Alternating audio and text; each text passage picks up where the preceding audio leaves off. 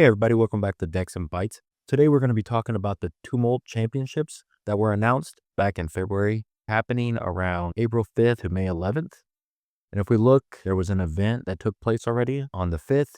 And if you want to find this, all you have to do is just go to filters and hit this and then type in your information as far as your zip code, and you'll be able to locate one that's near to you. I kind of want to just talk about what this means for Altered and what I think might happen at these events. Before we get started with that, I just want to kind of give an update to my last Altered video as far as the marketplace on print on demand. And as you can see the announcement here, they announced phase 2. The first thing that I really like is the fact that they're actually moving forward with this. The one thing that I absolutely hate, it's only open for a few select people and they're not allowing everyone to participate. So as you can see here, the goal, they want to test and collect feedback. The issue is that they should have already done this testing and they should have already done the collecting of the feedback to make sure it was operational. For me personally, it's just not a good look.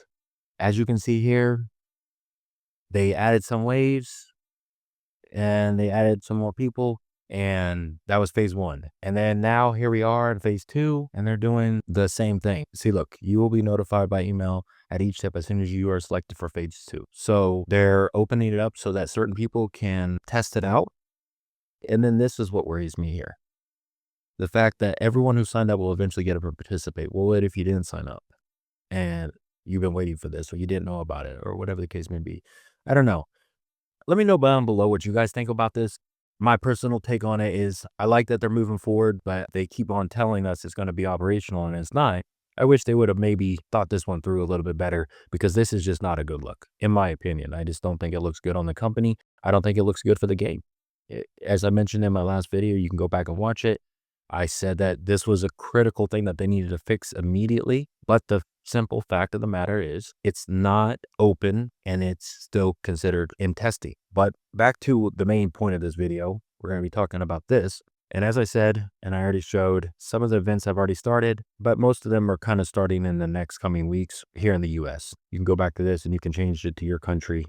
I'm curious to see how many US events are there compared to France.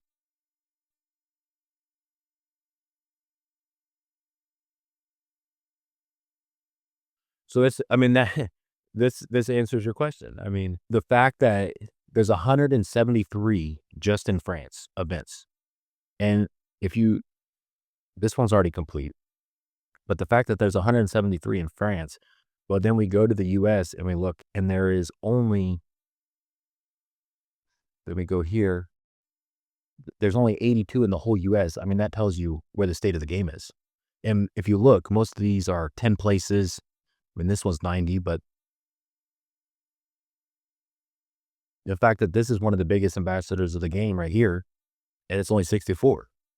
Yeah, that's deeply concerning as far as the right here. I mean, 82 compared to 173. I mean, that's more than double. If you want to know what the state of the game is here in the US, well, we're half of what France is. And this right here is not helping. This doing the limited release and by phases is not helping the game. But here or there, let's get back into this and talk about kind of what to expect, and if you do participate, what you're going to be getting. So the top one is, so if you get first, you'll get the playmat, which I think this playmat absolutely looks sick. This is an amazing playmat, in my opinion. I think that this looks really good. And then the top 8 are going to get this, the foiled adventure cards, which they release good product. And the fact that they're going to be thicker and durable, I mean, they're trying to make it worth it. And so, I mean, look at this artwork. This is awesome. And then like this, thinking about, hey, if you get top 8, you're going to get this, which everybody needs adventure cards to play. And the fact that they're foiled and they're more durable, love that. And then if we go here, so if you are the top of each one, then you get this. I think that this is a cool concept. At least for me, I mean, if I went there and I got one of these, I mean, that would be cool just to say I went, just as for the memories of it and the experience. They're doing some things right, but a lot of things wrong. But this idea here, I mean, I love it. I think that it's a cool idea that if you participate and you are the top player in each of your faction, that you get a card that represents that. And then the top 8 get the foiled tracks. And then if you get first, you get this. I think it's a good idea. And I think that that's really awesome that they're doing. The biggest thing that this does for the game is, number one, it kind of adds value from a player perspective. And what I mean by that is this. Sure, people want to play casually, and I've already addressed that, and I recognize that. Some people, they just want to play casually. They see this as a game that they can kick back, relax, and that's it. It's just a casual game. Great. But there's other people that want to be competitive, and they want to win, and they want to chase the best cards, and they want to have the best decks. And that's what their goal is. And so I think by having something like this, it allows for both to be true. You can have a casual environment at your local LGS, but if you want to be competitive, you can go to an event like this. Plus, I think it raises awareness. It almost solidifies and validates this as a TCG.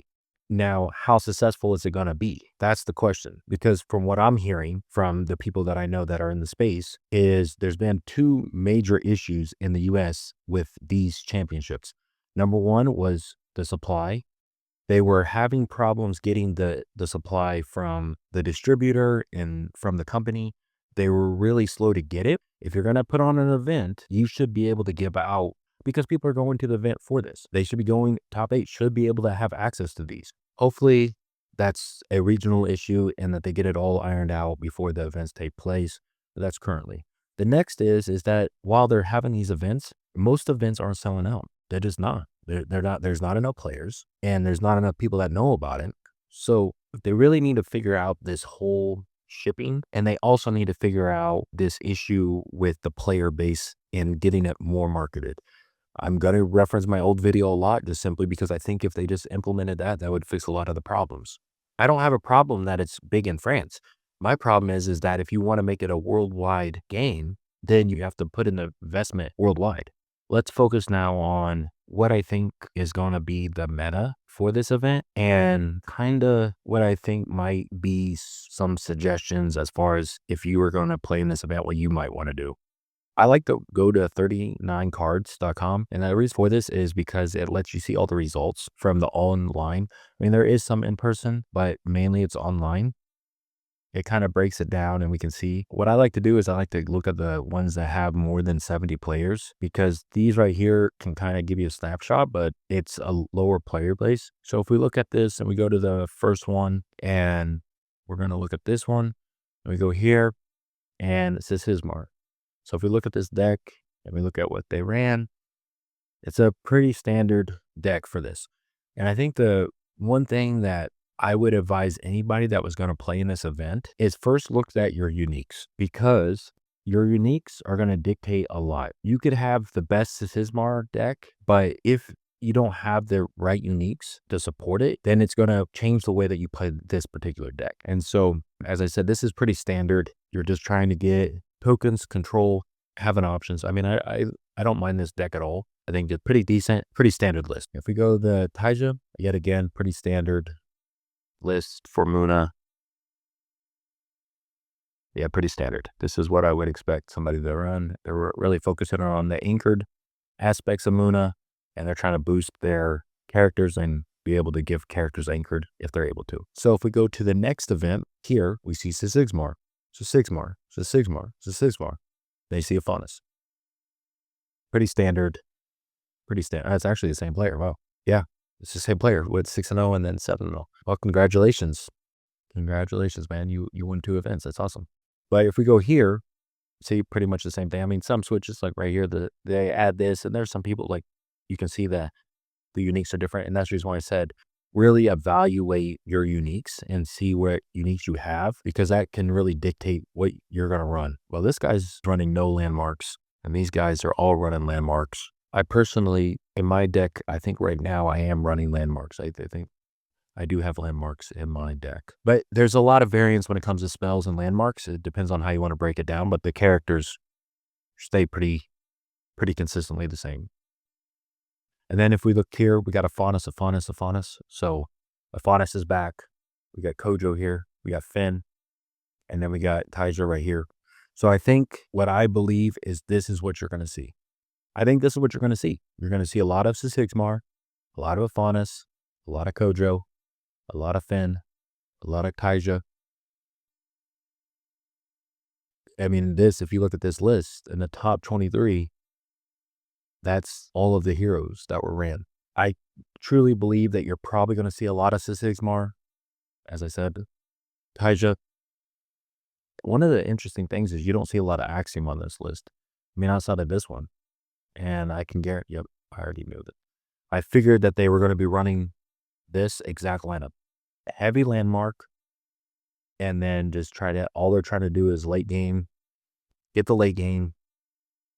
Yep. Heavy hitters, control to late game. But this one, the problem with it is there's so many other heroes and decks that are so much faster, and they can beat this. I know for myself, I've been running Taija, and I've been running a list very similar to this, not exactly because my uniques are different. And that's the reason why uniques are so important, because I've had to change my uniques. I have some decent uniques, but their abilities kind of change the way that I play. So why this is a I would say pretty standard deck. I mean, if we look right here, see, look, very similar.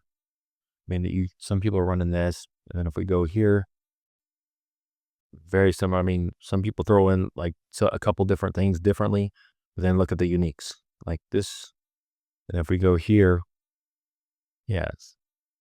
So there, most people, it seems like, are running very similar decks. If you go here, and then like I said, he's kind of the outlier, because if you go here, and then you go here, you can kind of run it how you want it, but at the same time, you're going to kind of have the same core. Kind of what we're seeing right now is, I believe, what you're going to see, you're going to go up against. And so there's going to be a lot of, obviously, Sigmar's tokens. You got Anchored, you got the Brass Bug, and heavy hitters here, spells. And let's see if he's running. Yep, right there. You got to run 3. I mean, this is a must. You got to run this at 3, simply because of the fact that you get a boost, you get 2 boosts. You're going to get every time you play a spell, you're going to get 1. As you can see right here, he's running 23 spells. Why? Because you get this out, and then you just keep playing spells to give it a double boost. And then you got right here, Seasoned, and then you got Red. I mean, Spindle Harvester. I mean, this is a pretty standard list. I mean, we could go back over here and see where they have all these Ophanuses. I mean, same thing, like 21 spells, 22 spells. Moonlight Caregiver, Spindle Harvester, right here. Mage Dancer, Tooth Fairy, Red. And we go right here. Spindle Harvester, right here. Mage Dancer, Tooth Fairy. I'm not sure why they're not running Red, but but right here, back to Spindle Harvester, Mage Dancer, Tooth Fairy, Red. And then you have 23 spells. So yeah, so most Ophanuses are running this. Let's look at this one, okay? Yeah, this is a pretty standard Tojo list. You're going to rely on removing fleeting, keeping your guys in the game, sabotaging with the control, a lot of sabotage and control, and you're going to, mana boost here. So you're focusing on boost and control, exhaust, etc. And then, then you're just looking at getting boost, losing fleeting, taking away fleeting, keeping your troops out on the field. You're just going to try to keep your units out there. And so that's what I think you see. And then if we want to look at Finn, which is the last one, Finn could be played a lot of different ways. It's mainly has to do with getting troops out there and removal, like counter. You're almost trying to counter. So using off you go, you're using this cloth cocoon, and you're putting stuff to sleep. So a lot of control from what I've played against Finn. So most of their cards, as you can see, a lot of control. It's just a really heavy control deck, at least from what I played. Most of it's removal and control. Yeah, that's what I think you're going to see. I know for myself, I'm running Taija. I think that Taija, for myself, just based on my play style and what I'm most comfortable with, offers me the best possible chance of winning, just simply because of the fact that I love Anchored, and I like to have a little bit of removal, counterbalance the heavy hitters with Sigmar, and then the Faunus, I kind of would like a little bit more removal for a Faunus, because a Faunus can build up people really fast with spells. Kojo is a tough matchup. The mirror matchup for Taija is, my deck, I would say, is pretty strong, but the mirror match, Kojo gives us a hard time. So if I was you and I was looking at going to one of these events, I would first look at my uniques. What uniques do I have? Which ones are good? And then I would look at my rares. The fact that you can only get 3 uniques and 15 rares, I would start there. Because what you don't want to do, in my opinion, is you don't want to show up and have really weak uniques and try to rely on strictly your rares to carry you. To me, that's not the right approach in order to win an event like this. Because there's going to be people that have uniques that are a lot more powerful than you, that is going to give them a slight edge. Not to say that you can't win with just rares, but it's going to make it a lot harder. And so I don't know how many people are going to be at your events, but depending on what your goal is and what your aspirations are, I would want to give myself the best possible chance of winning. And I think that starts with having the best possible deck. I would start with look at my uniques, see which ones are good, which ones aren't. Then I would look at my rares, see what rares I want to play. And then from there, I would fill in with the commons, and that would dictate what hero I was going to play. That's just me personally. That's what I would do. But just to recap, I think this is an amazing thing for the game. I think it's got a lot of things going for it. This is the first one, so we'll see after May 11th how the stores did, how the events took place, how kind of all of the things that transpired over the duration of this next month. And the meta could change. I mean, the fact that this is the championships now, somebody comes out with a deck that no one saw before, as we can already see it now that people are testing with other heroes. I mean, we have this right here. I mean, I haven't seen very many people running with her. I haven't seen very many people running this deck. This is a new one that I haven't really seen. I played against it a few times. It never really gave me any problems. I mean, you see this. So there's people playtesting other heroes. It's just going to be interesting to see how it plays out when it's on a kind of a quote unquote championship level. Because now you have the best players in your region going against each other instead of just playing online against random opponents. And in theory, you would think with this type of event that you would get the best players that are playing online. So we'll see. I mean, I'm curious to see what the results are, what we ends up coming out of this. But I think it's a good thing, especially with it being the first year in, and we're already getting a championship style event. The prizes are pretty cool in my opinion, and I think that this is a really good thing. Altered is a really fun game that has a lot going for it, that has the potential to go really far in this space. The thing that's holding it back is the lack of promise and commitments kept. But I think we need to focus more on doing stuff like this. Like do more championships, have more competition, expand the game, help the game grow. And I think that's where the focus needs to be. That's all I got for you guys today. Thanks for listening. Let me know below what you guys are going to be playing at your guys' events. If you do plan on playing this event, what hero are you running? What you guys think about the print on demand? What do you think about the state of the game in the US? What do you think about the state of the game moving forward? All my videos, I do reply to every comment. So if you do comment below, I'll reply back. But thanks for listening. If you made it this far, greatly appreciate it. Thank you so much. And I'll see you on the next one. Thanks again.